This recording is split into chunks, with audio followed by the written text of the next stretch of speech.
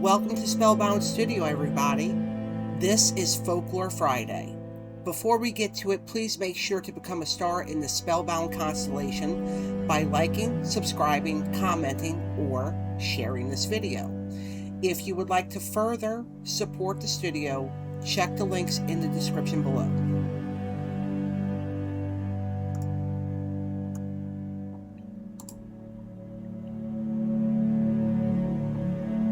The Red Woman, Blood, Power, and the Feminine Divine.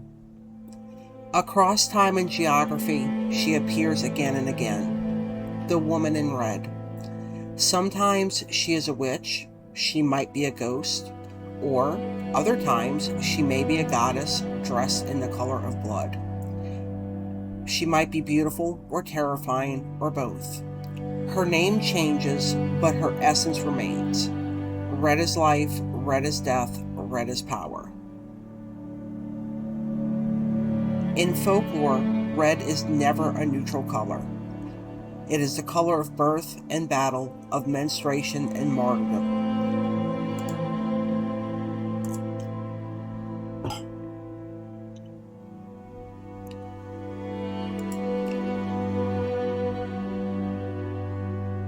To wear red is to be seen. And in societies that sought to control women's visibility, that visibility was itself a dangerous act.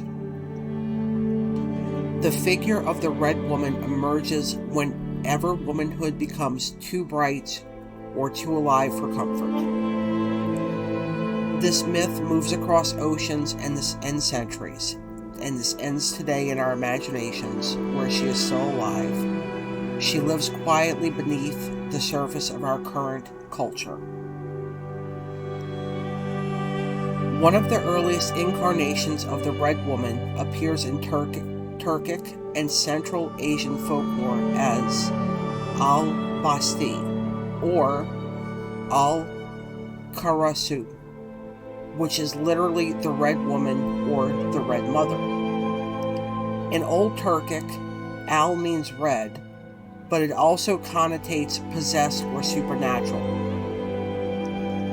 Basti derives from basti, which is to press, describing how this spirit was said to sit upon her victim's chest while they slept, stealing their breath. She is both a sleep demon and a spirit of the blood, a force who punishes women who fail to observe postpartum rituals and who brings madness to those who cross her domain.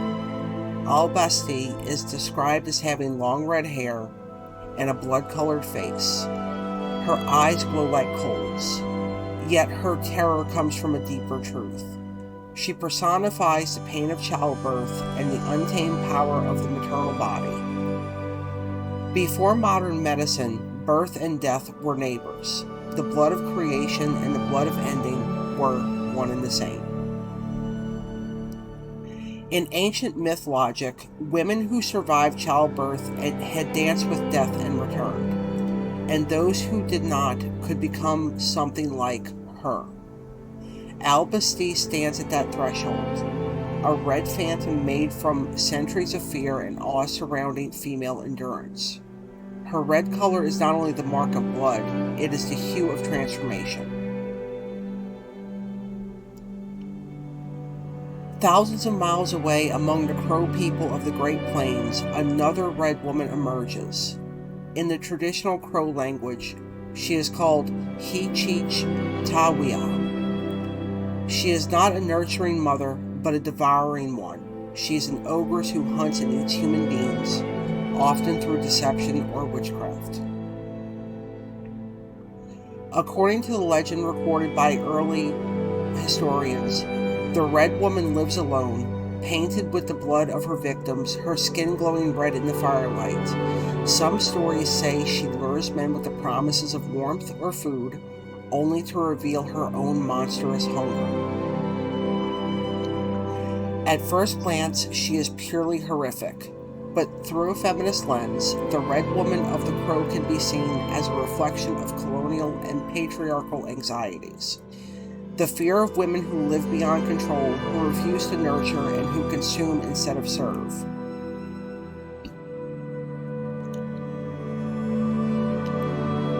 The Red Woman's hunger is a mirror to cultural fears of female autonomy. She is the inversion of the compliant woman, independent, self-sufficient, and lethal. In many Crow stories, her defeat restores balance, yet her existence preserves the reminder that hunger itself is not evil. It is a form of desire for survival, for freedom, and for agency. In the misty hills of Ireland, red becomes the color of sovereignty. On Knocknarea, a great cairn is said to mark the burial of Queen Maeve, the legendary warrior queen of Connaught. Around the same hill, travelers spoke of encountering a phantom known only as the Red Woman. She has red hair, red eyes, and she wears a red cloak, and she glows like fire. Some folklorists believe this Red Woman was not a ghost at all, but a lingering memory of Maeve, a once divine goddess of sovereignty reduced by Christian retelling into a haunting spirit. Maeve's very name means she who intoxicates. In pre-Christian Ireland, she embodied both the fertility of the land and the intoxicating danger of the feminine rule. To drink from Maeve's cup was to accept her as queen, an act that bound the king to the land through her body. But as Ireland Christianized, the sacred woman of red became something to fear. Red was recoded from royal to sinful, from divine to demonic. The Red Woman of Knocknarea became another ghost, wandering the hills she once commanded. Here the shift is subtle but powerful. Womanhood as powerful became womanhood as warning.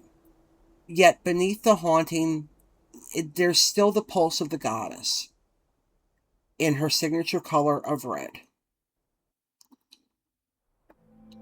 Fast forward to 17th century Ireland, and red takes on a new face. Maru Roa O'Brien was known as Red Mary.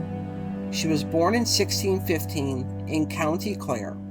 She was a noblewoman of means, intelligence, and notorious independence. Her nickname, Rua, meant red-haired, and this would later become her curse. During the violent upheavals of Cromwellian conquest, Maru managed her estates with a ruthless pragmatism. She married 3 times, a political necessity in her era, and was said to have outlived all of her husbands.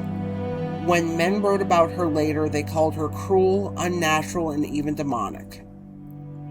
After her death, the stories surrounding her grew darker.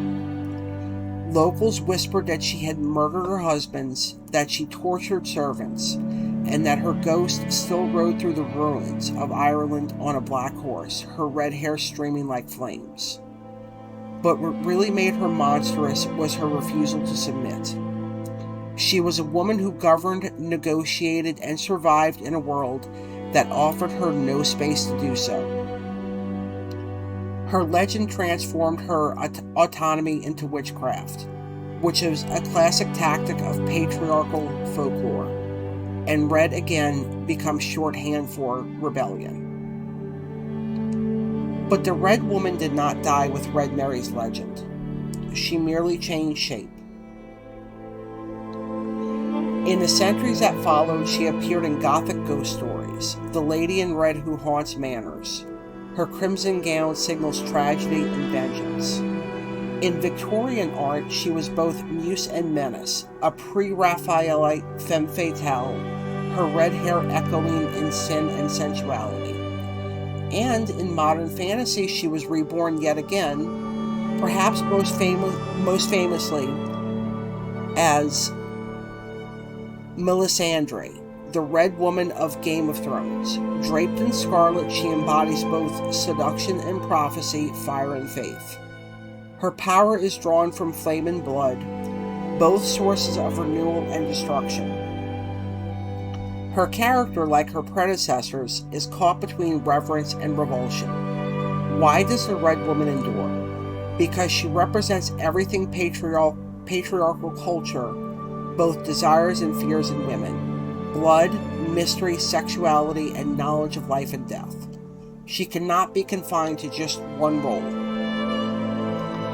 She's a witch, goddess, mother, monster, and muse.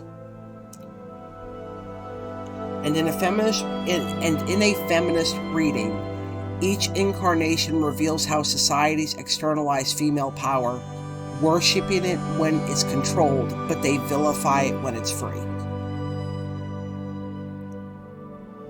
Across cultures and centuries, the Red Woman is less a single entity than a mirror reflecting collective attitudes towards female power. From the birthing demon of the steppes to the cannibal of the plains, from the Irish goddess to the colonial witch, her story repeats. When a woman bleeds, hungers, leads, or refuses, she becomes red. But red is not only danger, it is also vitality. It is the pulse of existence, the color of courage and creation. In reclaiming the Red Woman, we reclaim that color for what it has always been: sacred. The Red Woman is not the enemy of the world. She is the memory of transformation. She is every woman who refused to fade into lesser shapes. So when we speak of her now, in art or essay, we speak not of sin, but of survival. She is not a warning, she is a witness. She is not a curse, she is a continuity. And as long as blood runs red, the Red Woman will always walk beside us. Alright everybody, that's it for me today. Thank you so much for watching. Until next time, stay spellbound.